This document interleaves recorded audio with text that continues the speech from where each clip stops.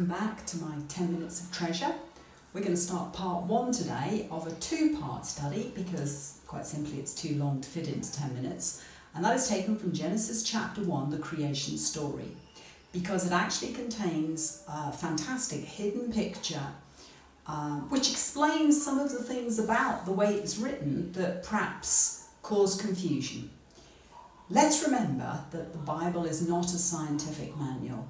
It's a book written as God intended it to be written, as a revelation of his plan and purpose for his people. So when we read the creation story, whilst it does contain truth and scientific truth, it is not written in a scientific fashion. Now, a lot of people do not believe in the creation of the universe, the world, everything in it. But a lot of scientists do believe in what is called intelligent design.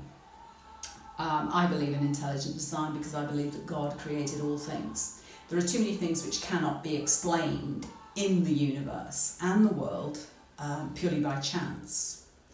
But I don't need to get into that today, because what we really want to look at is what is contained in this story and some of the interesting things in it that are explained when we realise the tremendous picture that is there in the very first chapter of the Bible. Now, in the beginning, God created the heavens and the earth was without form and void.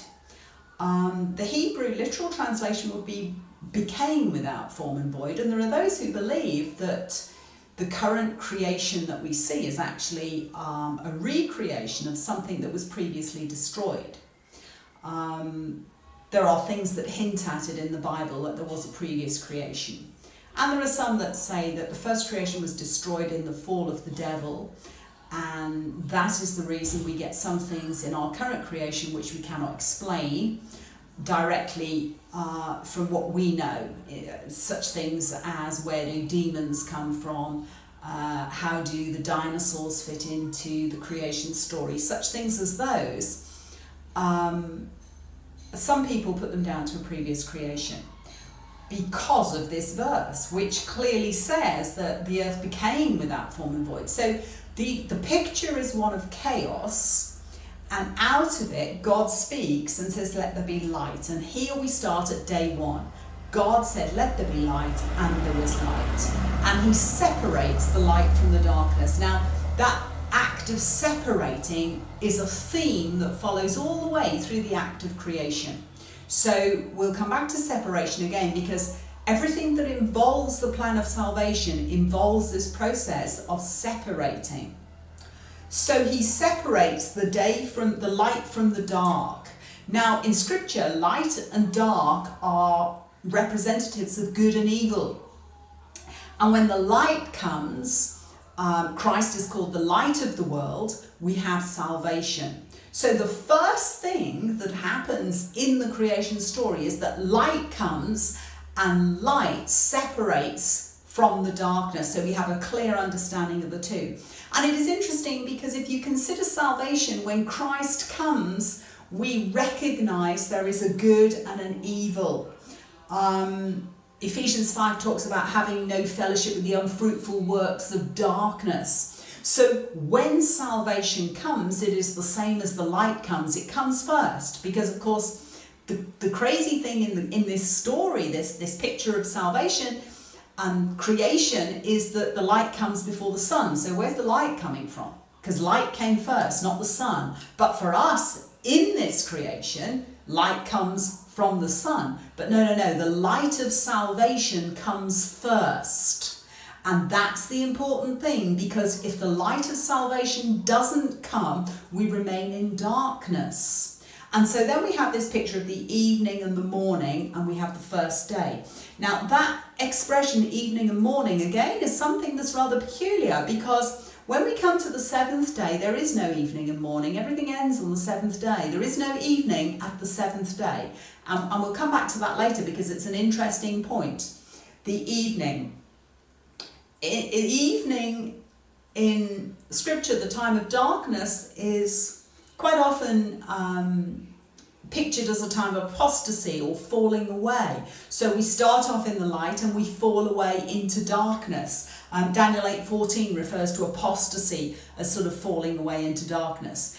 And so there is this picture of salvation and then a falling away, light and then dark, light and then dark. And if we look at the history of believers all the way as far as we can, we will see there is a period of revival, a period of falling away, then we come back, then we fall away. It's there in the history of Israel, right from they leave Egypt. We have judges, they serve God, they fall away, serve God, fall away. We get it in David, we get it in Solomon, we get it in the Kings. And we see the same picture follows through in the church.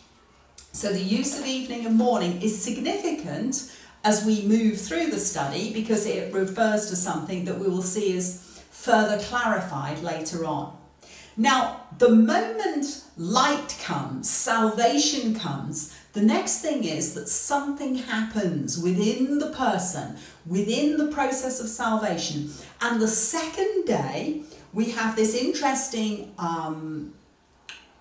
passage that talks about a separating of the firmament above to the firmament below. This idea that there is a heaven and an earthly, the idea that there is a spiritual and a natural, that there is good and that there is evil, that there is spiritual and carnal. That theme follows all the way through the plan of salvation. And so on the second day, we have this idea that there is above and below. We are not conscious of that, particularly until we are born again. The person who is outside of salvation is not a person who is concerned about what reigns in the heavens. Today we have a large number of people who believe in nothing. Shall we say, no, they don't believe in nothing. They don't believe in God. They don't believe there is an accountability to a God. It's a sort of outdated idea, an oppressive idea, a wrong idea, a troublemaking idea. But everything in creation suggests that there is an intelligent design behind it. The Bible tells us that that intelligent designer is God, who sent his son Jesus Christ to die for us. And in this very first chapter, explaining the origin of the whole earth, the whole of creation, we find this picture presenting also as a sort of hidden undertone the plan of salvation. And the moment we are saved, we know we have a heavenly home. We are no longer just earthly, but there is a heavenly kingdom. Hebrews 11 talks about Abraham seeing afar off what's to come. Moses seeing afar off, pursuing a better kingdom than the one that is here now. And that is true for believers. The moment we are saved, we know that heaven is our home. So the second day presents us with that. And then, of course, we come to the third day. And the third day, God separates the dry land from the sea. Again, there is a separation. And why does God separate the water from the land? So that the land can bring forth fruit. The idea is that God has separated his people from evil so they can be fruitful. Israel is separated from the nations as God's chosen people so they can bring forth the Messiah and the plan of salvation can be worked out. Separation follows all the way through Scripture. If there is no separation of good from evil, we cannot be saved. If there is no separation of the earthly from the heavenly, then we cannot see a spiritual home. We are merely here on the earth. And if we are not separated as a people for God's purpose, then there is no future, there is no life, there is no blessing. And so the earth is, the land is separated from the water. Why? So the blessing of life, of food, plants, animals, the whole of the rest of creation that is going to follow can happen. Now, in Scripture there is this picture of the natural man and the spiritual man, and the idea on salvation that our spiritual man is set free, he is born again, so that we can embrace the fullness of God's blessings. And so the third day gives us a little hint of that that there is a separation, there is a being born again unto fruitfulness. And that's the important part, fruitfulness, because God has a plan and purpose for us for the future, for us to bring forth fruit.